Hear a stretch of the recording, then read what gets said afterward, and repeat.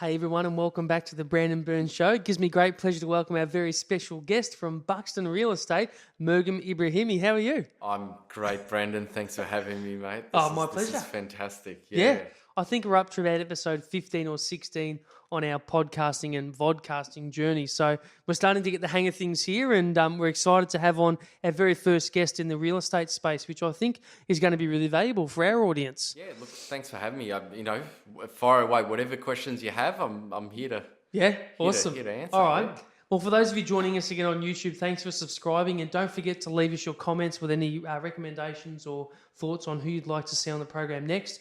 And for those of you listening on iTunes, Spotify, iHeartRadio, TuneIn and Stitcher, don't forget to rate and review us because that helps us a lot. All our free content coming your way.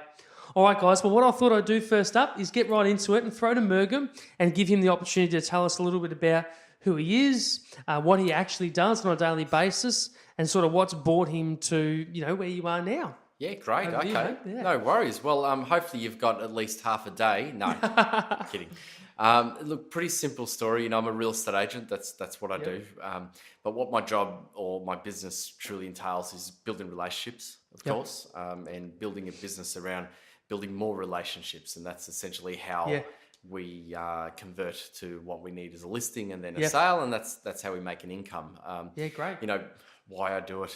Because it's great. It's incredible. I love it. I love property. I love high-end real estate, and that's where I'm really focused in. Yep. It's flexible as well. It enables me the option to come and do this, or it's not a 9 to 5. I don't need to be in a certain place at a certain time. I can schedule my day as I please, start as early as I like, finish as late as I like, or finish as early as I like. Yep. So and I can assure you all the Mergim's turned his phone off. Yeah, that's the one thing you can't live without. I have. Yeah, no, that's right. So it's been an incredible journey to where I am today, and love it. Yeah, great. I can personally attest too. Mergim sold one of our houses, and we had a great experience. And I did notice through the process that the transparency. I'm glad you did, bro. I did. No, the communication, in particular. Yep. And look, it's not to say that I haven't heard stories of other agents and people having a less than favourable experience, but what I think is really important, at least in my experience, was that communication was key. And for you guys, that seems like a real priority. Oh, absolutely. I mean, you don't want to be left in the dark, do you? Totally. You're the expert, yeah. Yeah, well, it's your home. It's where you've poured your heart and soul into. It's your biggest asset. Whatever happens between that point and when you sell can have impact on your life. So you want to know exactly where you're at. Totally. And how do you know that you've made the right decision if you haven't been kept informed? Yep, so absolutely, communication is key. That's for sure. And obviously people can access information a lot better these days and educate themselves to a point of at least maybe thinking that, oh, wow, I know what I'm talking about. Yep. So I guess that communication is key in being able to explain to people who've already done a bit of discovery and education whether they actually know what they're talking about or not. Oh, of course, of course. And it's important that the agent stays one step ahead. Yep. People out there are experts. Yep. And here we are labelled as the expert, and there are people out there that could know as much as we do. So we certainly have to stay one step ahead of the game. Yep. Absolutely. Awesome. All right. So tell me about for your reference, and also just to give you some context. Obviously, our audience is predominantly startups. Young startups who are embarking on their journey for the first time. So they're doing things like setting up a business. Potentially recruiting or employing people or a team. Okay. Trying to understand budgets. Okay. Trying to scale their business. Yeah, okay. And also, in most cases, trying to embark upon mastering sales, relationships, and engaging others for the very first time. Yeah, okay. So give us and the audience an understanding of your current role and your setup. So I believe you've got a team yourself. So I do. Yep. Your growth over the years and how it's led you to your current setup and what that looks like. Yeah, sure. No, fine. And look, I guess got to take a step back and look at where I was before I had the first assistant. And I made a decision. I can't keep doing this the way I'm doing. I need to increase the volume of the business. I need to bring people in to assist with certain roles so I can focus on what's dollar productive. Yep. So I think within any business, if you can establish where your time is best served to grow the business, whether it's working on the business, in the business, making the calls or writing the business, whatever that may be, that puts you in a position to bring more money into the business, which will then give you choices, and the ability to grow, that's where you need to focus. Yep. So for me, I didn't have an assistant early on. All roles that were non-dollar productive, I'd do them at 5 a.m. or 7 at night. Really? Yep. Okay. Yep. All right. So that was the luxury you didn't have. That's correct. Yep. Yeah. So the time that I was at work, knocking on doors, making calls, building relationships, connecting dots.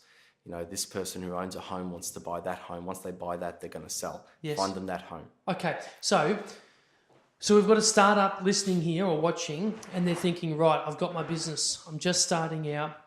Obviously, I've got to go and bring on some other form of business or sales to supplement myself, but also to help me grow in the manner that I wish. And in your case, it appears that I think now you're up to staff of, is it 3? I've got two that work for me. Yeah, Yep. staff. Okay, so you've got 3 in total, you and your 2 staff who are conducting, I guess, marketing, assisting new clients. So how did you know when the time was right for you to be able to bring on the first and the second team member? Was it a case of hitting a sales goal, or was it more a case of becoming aware of maybe momentum and tracking that you had in place for sales that told you, yes, I'm hitting a pattern here where I'm going to need someone, but I'm also going to be able to afford to bring them on? So how did you get to that tipping point to know intuitively, okay, I can get someone else now and I need them? Yeah, sure. Look, I think if you look outside and ask questions, speak to people who are already there where you want to be, they can give you a lead into what you need to do. So rather than wasting time thinking about it, go speak to somebody that's already achieved it and ask them, why did you make that decision? Okay. You know, So if somebody was to ask me, well, what I wanted to do was make sure that I was spending most of my time or more of my time doing the roles that I'm best suited to, and that is convince a seller that I'm the right choice to sell their home. Yep. Work with buyers and convince the buyer to pay more to buy a property. I mean, that's how you build your reputation and brand. And everything else around it that happens that needs to allow me this opportunity can get in the way. Okay. So I needed somebody to free up that time. Yep. What it is that you're not best served doing because you're not the best at, and that you can delegate. Absolutely. To allow you to do more of the things you're great at. Yeah, more of the things you're great at, and more of the things that that help grow the business. Yeah, awesome. Unreal. So now you brought on that second person. Yep. So talk to me about, was it harder going from none to one than it was from going 1 to 2? And if so, was it because you had processes in place, or was it because number 1 could teach number 2? Yep. Yeah, yep. So how did that all work? Well, it was easy in a sense of taking that step because I've done it once before. Yes. Okay, so there's that element of risk. Yep. You know, because you've got to pay for the stuff that you bring on, and are you going to balance the books, and you've experienced it once before, and you've seen the growth that it's created for your business. So that next step initially is a bit easier, but certainly, how do you differentiate the roles that they're going to do versus the other one you have in yourself? Yep. You know, what are we adding? How are we going to add value to the business by adding a third person? So you certainly need to provide them with a different role.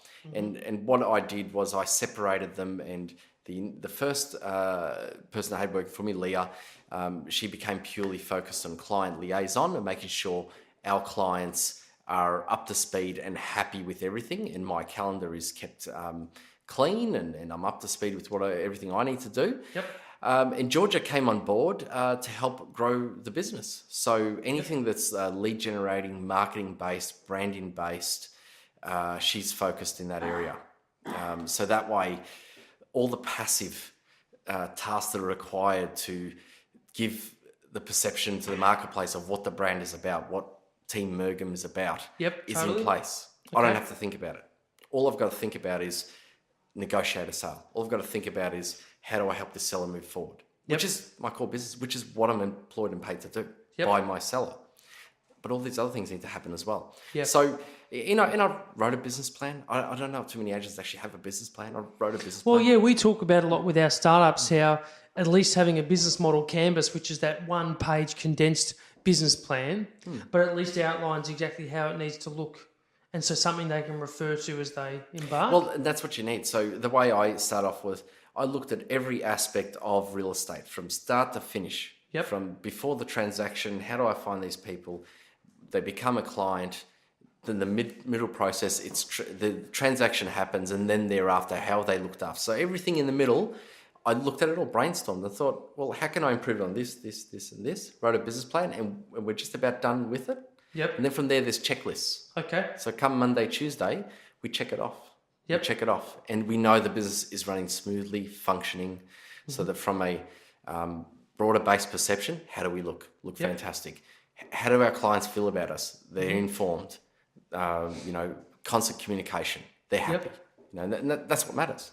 So we're looking at you and your setup, which from what I can gather, you're obviously a real estate agent at Buxton Real Estate. Correct. Which is a nationally known real estate franchise, would you say? Yeah, look, we would, and I'm sure this is, a lot of agents might claim this, but we are legitimately the largest agency in Geelong now. Yeah, so wow. Okay, done extremely awesome. well. And you're running a business within a business as such, yeah? Effectively, yep. Yeah.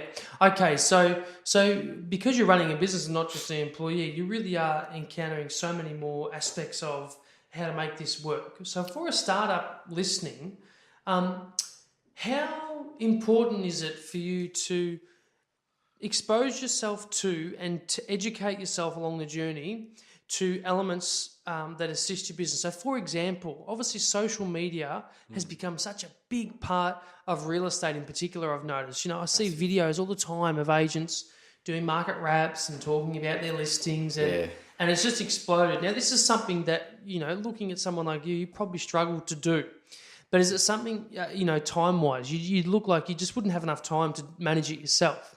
So obviously you've got someone in place to do it, but have you gone about teaching yourself elements and still trying to keep yourself across? Like, is that important? Of course. So for startups listening who might not have that skill, is it important for them to have an understanding? Absolutely it is.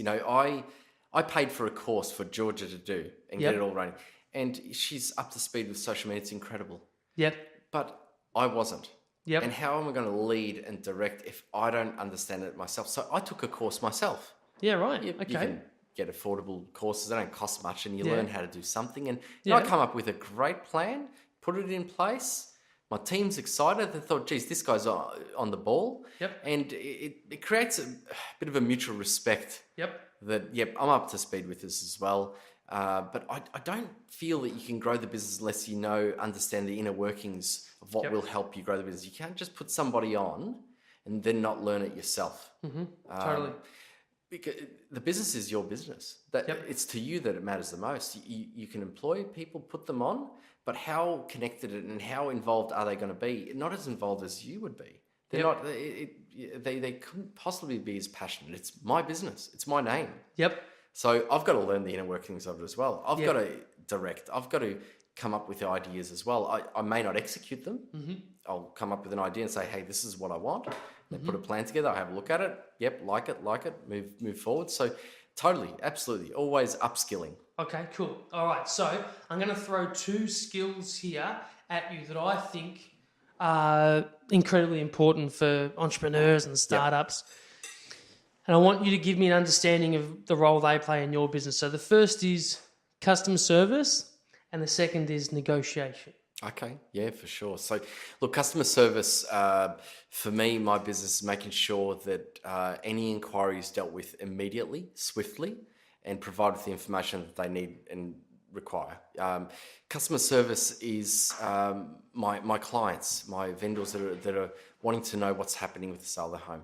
They're wanting to know how the marketing is going to appear once we hit the go button. Mm-hmm. That's customer service. I want them to feel comfortable and confident with the process. Yep. Customer service is the buyer that's awaiting settlement. Mm-hmm. Give them a call. How are you doing? Mm-hmm. How are things? Do you have any questions? Everything's done. Customer service is after the sale. So we've transacted a week later. How are you enjoying your new home? Mm-hmm. The vendor that's moved on. How are you enjoying the coastside town you've moved to? Tell me about it. How is everything going? Do you miss the old place? We have conversations. That's customer service. Yep. Why do we do it? Well, because I love it. I'm passionate about it. I enjoy speaking to people. And secondly, it's about building a referral based business. So we all and startups as well, and in our business, we all have this period, I guess, where we pay to play and we generate leads and we generate cold leads. Yep.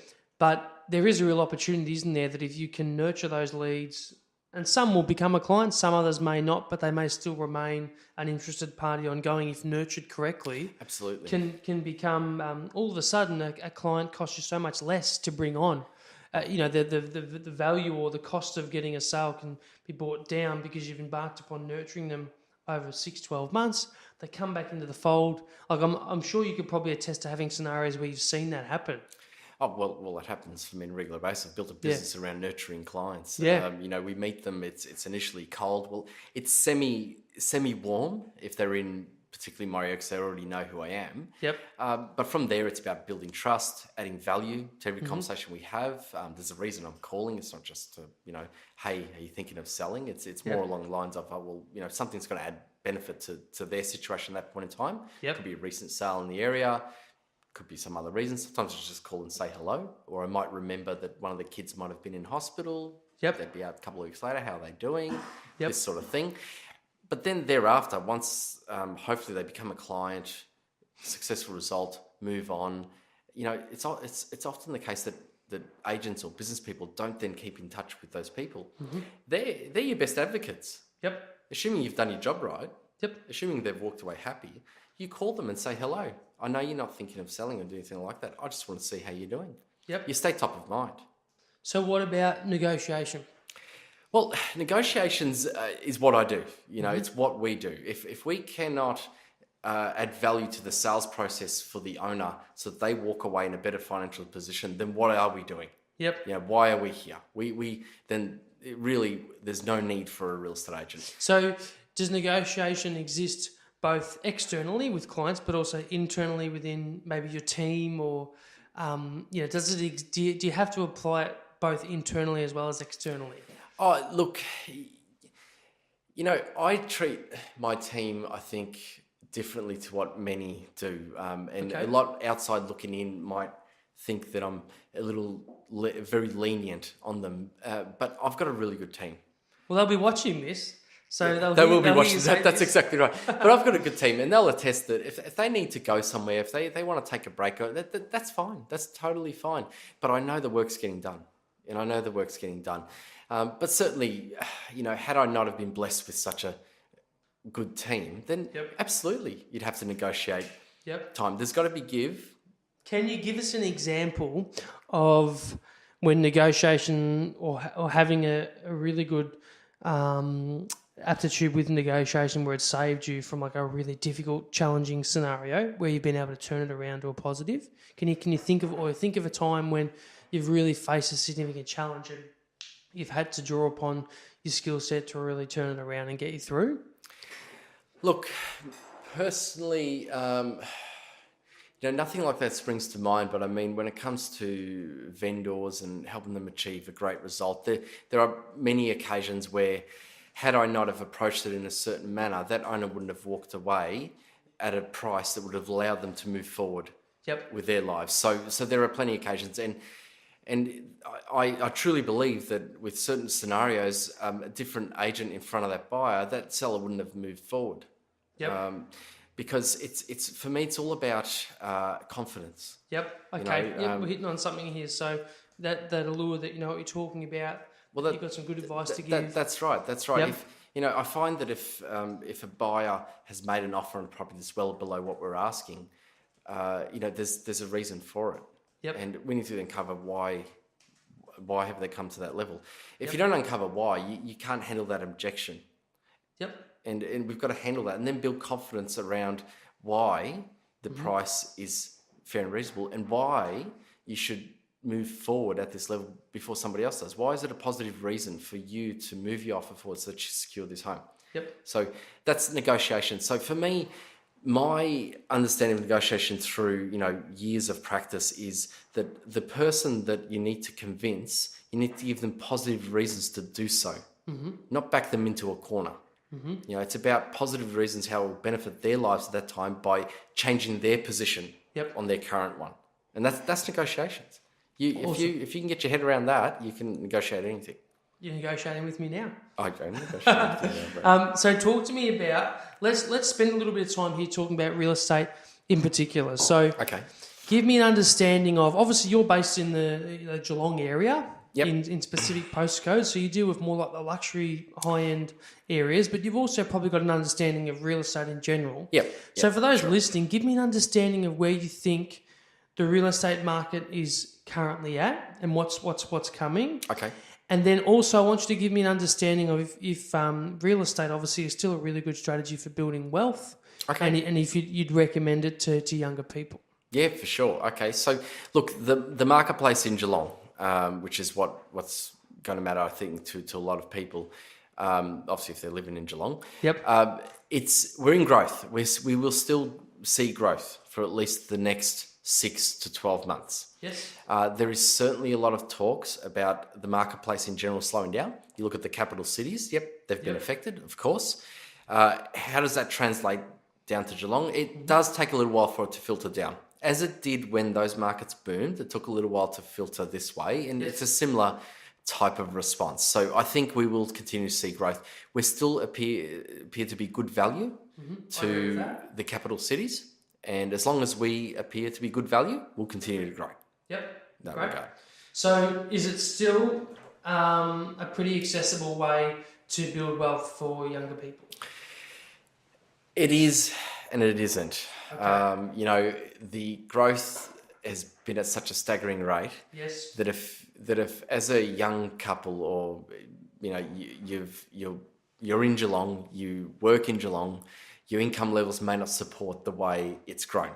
And what's caused that are the investors that have come into Geelong from Melbourne, Sydney. Okay, so they've pushed the market up to the point where a lot of first home buyers are aren't in that marketplace where to them it's not affordable. Yep. So yes, yes and no. It just depends on your situation.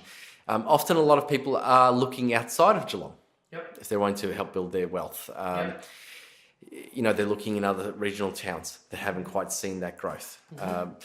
It's got a balance. It's got a balance. Going back 4 years ago, we would have yields of about 5%, 5.5%. They're down on average to about 3% in Geelong now. Okay.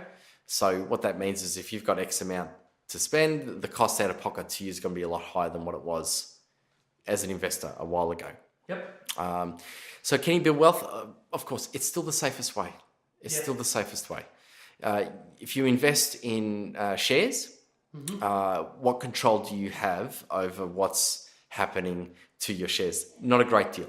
Yep. Okay, not a great deal. So in real estate, the control you have is, firstly, you can make a pretty quick decision on what you want to do, which is great level of leverage to have. But secondly, if you're a tradesperson or if you've got a bit of spare cash and you want to increase the value of the property, you can improve upon it. Yep. If you have $10,000 to spend, you can't improve upon the shares that you bought. You can just buy more shares. Yep. Whereas with the property you have, you can renovate the kitchen. Okay. And increase the property's value. So in that respect, it still is a great way to go.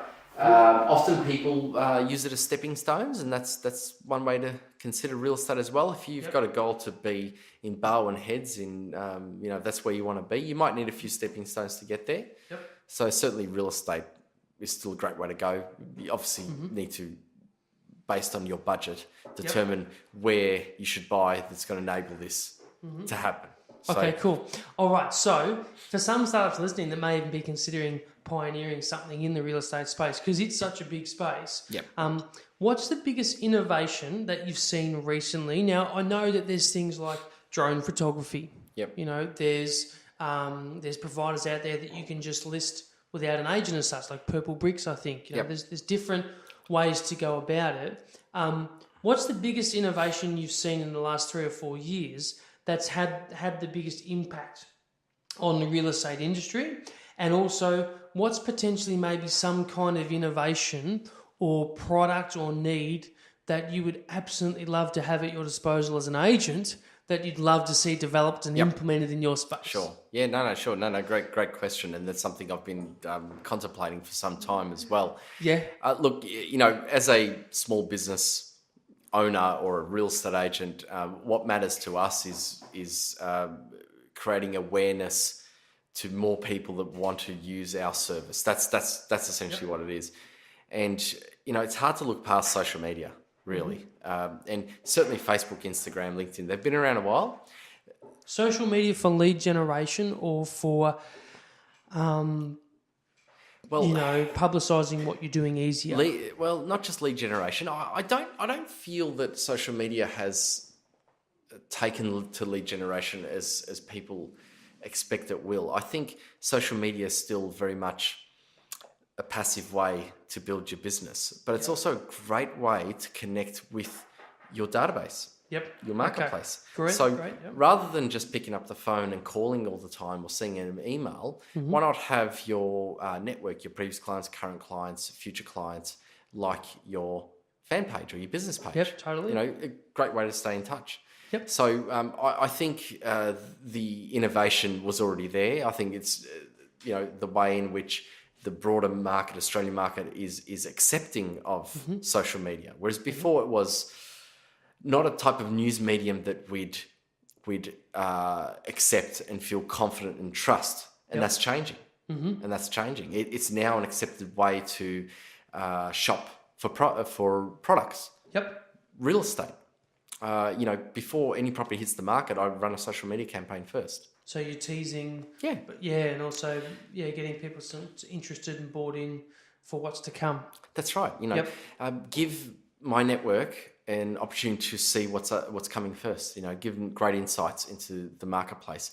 It grows my presence, builds trust. So I think really that's the biggest innovation for real estate. And if you have a look at the market leaders, which are the Americans, so the New York marketplace or the LA marketplace, they sell through social media. Yep. They'll have 30,000 followers on their Instagram. They load a property on there, a couple of images, and away you go. And from a seller standpoint, they might question, well, hang on, are we going to miss the marketplace?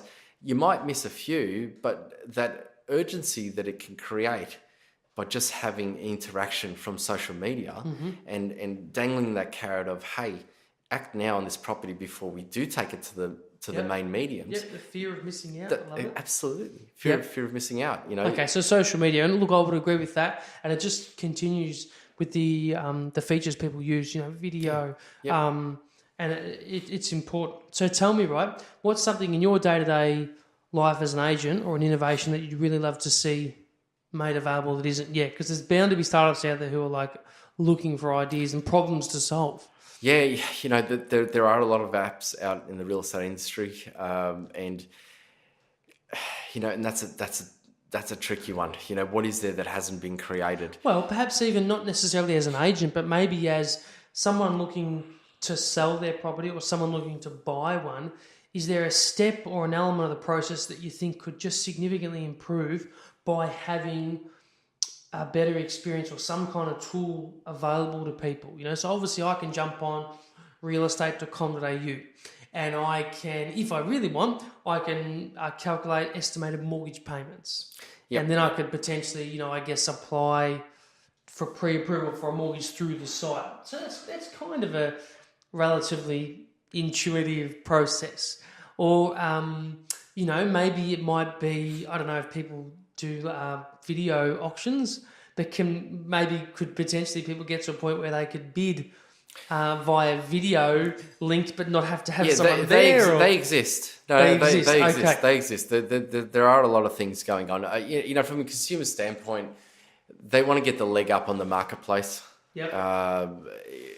Obviously, in an auction-based environment, it's difficult to do because the campaign's going to run the course of the 4 weeks and you'll be battling it out on day. But not every marketplace is an auction marketplace. A lot of them are private sales. So to get a jump on the marketplace, I think is a great way to go. So if there was an app created or some avenue whereby agents would list there first and it would then get spread out to the broader people as to what they're looking at, whether it's through social mediums or this sort of thing, and people could engage with those immediately, with those agents immediately, it would give the marketplace a leg up, and it would give that agent a competitive advantage. What about a means for a prospective buyer to ask honest and transparent questions of the current owner? Not in a direct manner, but maybe via some formats where they can message. I just wonder if I know it's deviating from having an agent involved in the process, but that does address improving the process to a degree, doesn't it? Because obviously, when you buy or sell, there's not much. You don't really talk to the other party. The agent's it. Oh, initially leading up to the sale, no, you don't. There's reasons why we agents don't allow that to happen. Yep. Because often buyers, they will ask certain questions to gain leverage on their position. And obviously we've got to control that. That's what we're employed to do. So certainly after the transaction's taken place, absolutely we encourage that. But leading up to it, we certainly don't want the buyer to ask the seller, why are you moving? Absolutely. And often the answer can be harmless, but the buyer might have a reason why they're asking it, and it might give them a position whereby they can offer it in a certain way, certain terms, to gain leverage on the seller to get a better price. And we're obviously trying to prevent that. But I understand totally where you come from. Maybe it's a point I'm not sure. I just put it out there, like maybe it feels like that's one element of the process that could potentially be improved, or maybe it's not necessary. Well, it looks like a bit of a foreign area. It is, and whilst we agents still exist, and there's a need for us, and that need for us is to improve our seller's price and position. Then certain aspects of the industry are going to be blocked, of course, for obvious reasons. All right, cool. So tell me, where do you see the real estate industry in general heading in the next 10 years? What's going to be the biggest change or the biggest disruption that we can expect to see or experience? Well, look, we are seeing those disruptions already. Are we going to be buying houses with Bitcoin? We could be. Are we going to be paying you with Bitcoin? We could be. I think whilst Bitcoin's as volatile as it is, I think that's unlikely. Disruption's already taken place. Okay, people are getting their head around what the internet truly means for them. And an individual and as a business owner. And now we're seeing a lot of startups in real estate. And totally. They're taking a little bit here and a little bit there. And because they can run their businesses at a far more cost-effective rate, they can work at a lower rate for the seller. Does that benefit the seller? Well, I don't think so, obviously, but I can't because I work for a company, so I've got to protect my fee. And there are other startups come into place, such as the low fee agents, as Purple Bricks and other forms of this type of industry. And often a seller will think, that's the path I want to go down because I'm saving about $10,000. But the question is, what are you losing on the other end? Correct. And why do they exist? Well, they exist because they've looked at the industry and they've felt that, oh, hang on, how can you charge $15,000 to sell this? Why can't we just offer the same service at half the rate? Now Purple Bricks and sellers who have utilised their service are starting to realise that, well, actually, maybe it's not that simple. We're paid a fee based on our expertise, and we're judged based on our results. And I like to think that I'm in it for the seller's profit. Okay, I'm not working to just sell the property. I'm working to increase their profit.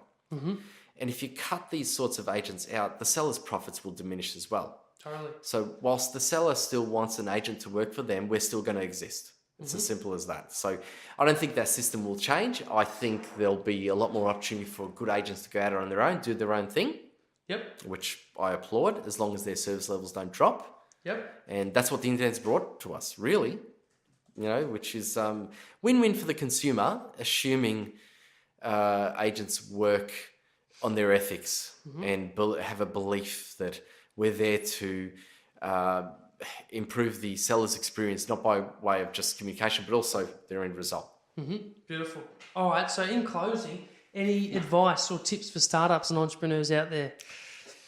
Look, work hard, work smart, read, upskill, learn from people, interview people. If there's a startup business that you've got in mind, pick 3 that are already doing what you're doing. They could be in another state, in another town. It doesn't matter. Go talk to them. It'll be invaluable. Obviously, if you're direct competitors, they're not going to want to talk to you. But if you're not going to be direct competitors, they'll appreciate the time. And you will learn so much from there. And then just take action. So seek out someone who's doing what you're doing, but a bit further along, not a competitor, and pick their brain and absorb as much as you can. Absolutely. And it sounds like it's more accessible than people realise. So you've done this in the past, and would you say that the response you've gotten has been overwhelmingly positive? It was fantastic. It was invaluable, the information I received from it. And it's free training. You know, you can go and pay a coach $10,000 to teach you these things, or you can just pick up the phone and do some research and obviously be complimentary of that person and their time and respectful. Yep. And you'll get just as much from it. Great. All right. Well, people can find you Mergim, mergim.com.au. That's my website. Yep. Yeah. And at Buxton also, and they can get in touch on email on the website. Absolutely. And thank you so much for your time, Mergim. No, it's been invaluable. It's been a pleasure. Thanks, Brandon. Appreciate it. We'll see you all soon, guys, and thanks for joining our show.